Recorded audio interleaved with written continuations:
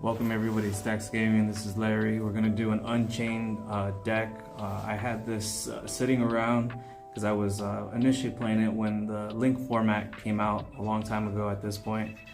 I liked the soft update when they brought out the Yamas and the Safaras and the Link monster, but the new set that just came out, Phantom Knights, brought out one card that kind of makes this deck slightly better.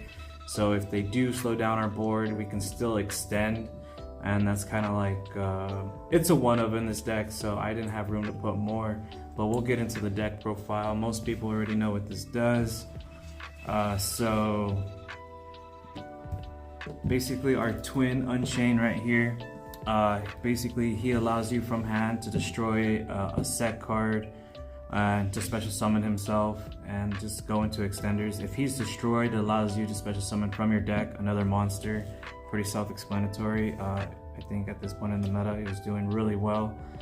Then our Rakea's twin. So basically it's a quick effect. While on the field you can destroy a face-up card, and if this card is destroyed you can special summon something from your deck. It just allows you to do a lot of floating. Also, if you happen to hit a soft board and your opponent slows you down and they're trying to stop you from linking off their stuff, you can use this to target your dog to destroy it, so he can still be able to float. So he can act as an interruption to start a new chain basically. And then our one, Sarama, he's really good just to reset your spells and traps, mainly your traps. You just destroy him just to do it, just to get more filter out. And then we all know about the blue dog. The blue dog, basically if he's in the graveyard, you can target a card on the field, destroy it, and then special summon him. If you use him from hand, you can basically special summon him. So it's like basically your nice little combo you got going on. And this was the MVP of the deck, but he got limited to one. He's a quick effector in your main. You can destroy something, so if your opponent's trying to imperm something to stop you from going into your bigger plays, you can use him just to clear your board, to continue your board basically. And then he also floats by not a float, but if he's sent to graveyard you can add a spell or trap, so he's really good. Then my favorite card, just because you are going to be destroying a lot in this deck, he can special summon him from hand or graveyard, and on special summon you can discard a card to destroy something on board. So just to make the playing field even, just to start clearing stuff and make your opponent start over. Some people cut him, I think he's still good. And then the new card that just came out of Phantom Knights, it allows you to target two monsters on the field on your side, and basically destroy them. And if he's destroyed, he can gain the power of the destroyed monsters. So he can become a 5k really easily and be able to be a big body.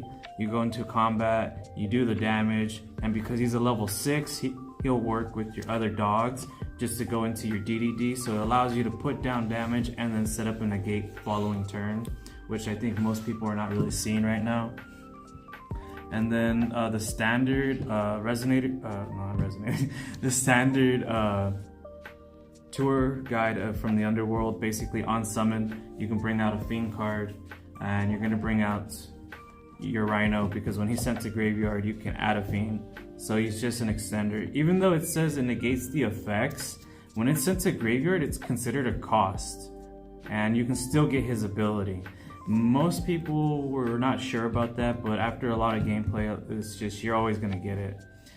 Our one DDD card, because there is ways to bring this out to basically pop your continuous, to special summon him, to overlay, and that's really what you want to do. And that's basically the engine, and then we get into the extra space. The extra space is 3 ashes. You have to do, or not, 3 effect veilers. You have to do it to slow down your opponent. Unfortunately, effect veiler I believe is once per turn. Yeah, oh, it's during your opponent's turn. Active main. Oh, it's not a once per turn. It's just during your opponent's turn. So you can do this as many times. So if your opponent's trying to chain block you by stopping something else, this just hits a face-up monster. So it's really good. Then you go into 3 ashes. standard in the meta right now, just to be able to stop from adding a hand or special summoning from deck. And then Imperm, which I think is standard right now, just because it's not a once per turn going first. I mean, if you're stuck going second, it's not a once per turn, so you can just stop your opponent from going off. That's it for the hand traps. Then our bait card, basically pots. We don't really care about our extra deck. We really do run 2 of everything, but because everything can continue floating, we only really need 1 copy of everything. So this is just an ash bait, but if we happen to get it to go off, it works for us. And then our 3 dark contracts. Our dark contract will search out basically our DDD from the deck to add it to hand. You set it in the spell and trap zone, pop dark contract to special it. So that's basically what you use for the engine to get into your DDD package, to get into your negates. It works. I like it for what it is. I have not actually hit my pendulum in my hand, so this normally gets it to my hand, so it helps spin the deck down and draw into the stuff you need. That's kind of what I like it for. And then the MVP, it allows you to search your deck. You can add 1 Unchained monster from your deck to your hand. Unfortunately, this was in the time when they were doing the once per turn, so I think if it wasn't once per turn, this deck would be way more consistent, but it is what it is. You gotta hit it somehow. And well, I mean, it floats forever, you're not wrong. And then the one of, some people don't play this. I play it just for the simple fact that it allows you to special summon. And when it's set, destroy special summon from the deck. So I just want more targets to destroy without having to destroy my searchers, because I want to set my searchers up for each turn to draw. If you link summon a monster, you can target 1 card on the field, destroy it, and that's basically what it's used for. Like, you can link summon, you can go into a nice link climb, destroy stuff, and then you can trigger other stuff. And if this is set destroyed to special summon. Our 1 Foolish Burial, it's necessary to get the, if you don't see your other combo pieces, you can just send your dog to the graveyard to continue. Escape, everybody loves this card. I think it's really good for what it is. I think you could run 2, but you just want all the targets you can to destroy face down to special summon from the deck. That being said, we do 3 Abominals, just for the simple fact most people run 2, but I think it's necessary to run 3 because, like I said, you want to special summon from the deck as much as possible, and this allows you to go into your extenders to complete that. Then we get into our 2 Yamas. Some people say they need 3. I think 2 is good because even though you do banish it to get a secondary effect to special summon something, I think you're only really going to go into it twice. The 3rd time you want to make other stuff to get them into a lock. I've been testing it. It's situational. There are times you want 3, but most of the time you just want 2. I haven't made a full grind out game to where I needed 3, but that's why I feel 2 is good. And then 2 Rage. Rage is really good. You can leak off your opponent's monster during their turn, and if it's destroyed, you can add something back to hand.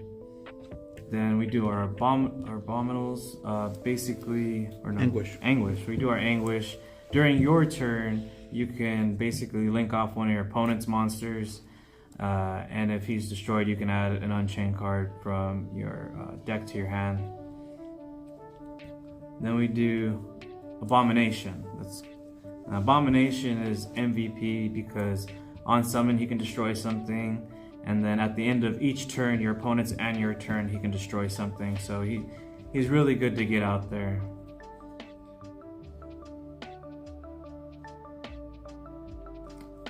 A lot of people make this going turn 1 to step into extra stuff. I like it. I don't see. The way I play, I don't make it too often, but I can see where it's necessary in certain matchups. So her main ability is it takes 2 effect monsters. It can't be used as link material the turn it is link summoned, so it kind of slows you down. If a monster you control would be destroyed by battle by card effect, you contribute one fiend monster instead, and that's just her. So basically you use her to protect something from being destroyed. And then you can target, you can target one fiend monster in your graveyard except this card, discard one card, and if you do, special summon that monster to the field. So it allows you to float, and it is a protection. But the way I play right now, for the way the deck's built, I haven't made her too often. I know most people would try to make her as fast as possible just to continue the floating. Then we do the one unicorn. Unicorn's self-explanatory. So what's cool is it's an on-summon effect. So if you link something during your opponent's turn, you can ditch a card and then make your opponent send something back to the deck. Most people aren't doing this anymore because there are better link plays or better stuff that you can go into, but I like this lock for the simple fact that you're able to slow down your opponent. Basically, this card, if this card is link summon, discard one card, target one spell or trap card in the graveyard, set it to the field. It cannot be activated the turn it is set. Then if this card was co-linked, using this effect, you can draw a card. So basically, it's cool because it allows you to get into other plays. It allows you the draw power that you need. It lets you set your traps again. Yep, lets you set your traps again. So that's basically what you need. And nobody's playing this because it's a really big link, but I think it's necessary because this card just allows you to use your opponent's board and just clear the whole entire board. So it says 4+ effect monsters. Yes, 4+ effects. So it's not an exact, so if there's like something you can't clear, you can't swing over, you just take them all. I really like her. Some people don't play her because you don't get into that. People aren't making that big of a board right now because they're trying to play it around Nibiru. I get that. You can also use monsters your opponent controls as materials to link summon this card. If this card is link summoned, you can negate the effects of all face-up monsters your opponent currently controls. If this card is co-linked, all face-up monsters your opponent controls can't activate their effects unless they're targeting this card. When your opponent activates a card or effect, special summon one monster from your graveyard, quick effect. So this allows you to float. That's the reason why I like it. Then our DDD package. If your opponent slows you down, or if you're trying to play around Nibiru, you make this just so you can use this to step into this, because this overlays over a DDD Exceed monster. Very rarely do you use it for its effect. It is good, don't get me wrong, but I would just use it to step over this. And if you are able to get into your full combo, you make this with your dogs, and then after you get done using his effect twice during your opponent's turn, you just overlay on top of this. So these two just allow you to get into him a lot easier. And then what's cool, because he's a pendulum monster, he's destroyed, it just gets put back into the zone. So you can, if they deal with the one King Caesar, you can still make him off your level 3. So you can make him twice in this deck, which is pretty crazy. And then our last one of, so basically if your opponent special summons 2 or more monsters the turn before, you can overlay this on top of something that already existed. I use a new card that came out. So during the turn or the turn after your opponent specials 2 or more monsters from their extra deck, you can exceed this monster by using a monster with the highest attack as an exceed material, using one monster you control with highest attack. And if you do, you cannot normal or special summon monsters for the rest of the turn while this exceed monster is on the field. Neither player can activate effects of monsters with 3000 or higher attack once per turn. So it really allows you to just close out and go for game if your opponent has a bunch of negates. Let me know what you guys think. Like, comment, subscribe. This update was brought to you by Taka was the one who kind of like brought me into the update, how to fix the extra deck, told me about the card from Phantom Knights. I like the way it plays. I've done some testing with it. It seems to do pretty good and can still really float a lot. So if you want to see some gameplay, let me guys know. Also, this deck is also a 41 card. The 41 card in this deck is technically this card. So if you don't want to play it, you don't have to. It's situational. You're just using it as a target to pop. Thank you guys.